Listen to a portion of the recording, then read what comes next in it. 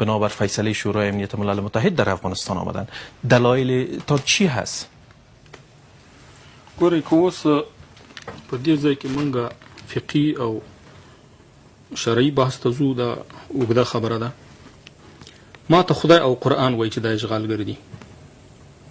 ته دې کې څه وایي د خدای د کلام په مقابل کې؟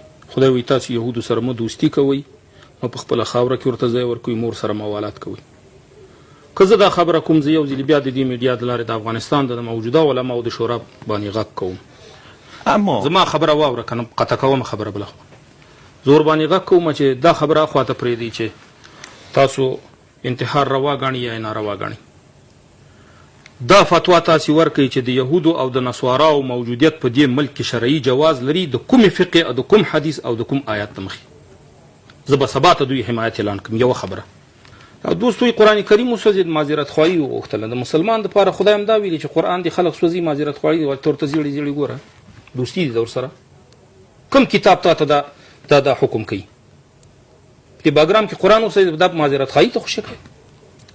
بیا خبره دا ده زه دا وایم چې دوی وایي په لندن کې او په امریکا کې او په دې ځای کې او په هغلته دا خلقو چې کوم جنایت کړي دي په مړو ته توهین وکړه، په مړو بیادبي معافي ادرارې وکړه، ویې سوځول، څه جزا یې ورکړې؟ جزا ورته دا یې ورکړې ده چې یو هغه یې اخیستی دی افسر وایي چې دا نه پوهېږم تورن و او که جګتورن و یوه رتبه یې اخیستې، یو میاشت قید یې ورکړی.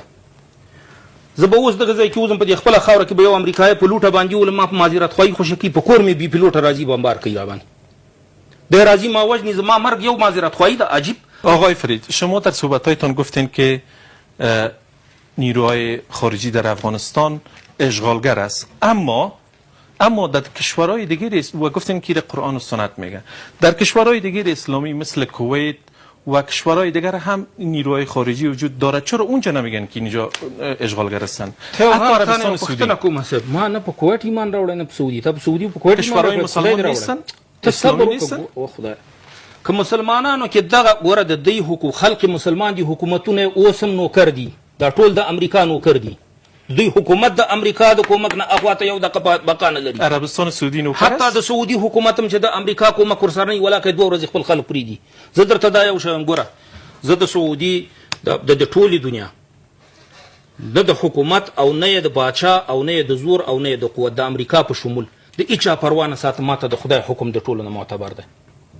شما از کشتار خارجی ها گفتین در افغانستان که اطفالی کشور میکشن و زنانی کشور میکشن. آیا به نظر شما طالبان هم که در عملات انتحاری خود در عملاتی که جنگ میکنن راکتی اطفال کشته میشه، زنا کشته میشه، او را رد میکنه؟ په صورت قطع ردوم هر هغه څوک چې نه حق مسلمانان وجني. ګوره ما دلته نه د طالب اوس دفاع کړې، نه د کوم مصالح او نه د ګوره ما مخکې مې خبره وکړه چې ناتو اوس واړي دا زمونږ بچیان د ملي اردو د پولیسو دا بیچارهګان واخلي وې جنګي خپله دفاع ته کښېني. ته په یو نیم لک پوځ باندې ته امنیت رانغوړ اوس په شل زورې څه ته راوړې؟ خبره ده چې د ګوره دا مخکې یو خبره وشوله تاسو دلته واورېدل چې د وزارت خارجه ویان وایي چې مونږ ورسره د خبرې روانې کړي دي او نوره فیصله به وروسته کېږي او تعداد به یې دومره، یعنې معنا دا ده چې د عمل خور ته سپارلی دی. دا خو غلطې خبرې دي چې وایي خلک راغواړو پوښتنه کوو چې دوی دې پاتې شي که پاتې دې نه شي. زه داسې وایم چې زما د ملت د یو مظلوم بچي، د یو بیچاره، د هغه لرې وروسته پاتې چې څوک یې غږ هم نه اوري، د هغې د څپلۍ نه د خدای دا ټوله امریکا او ناتو شرق و غرب قربان کی.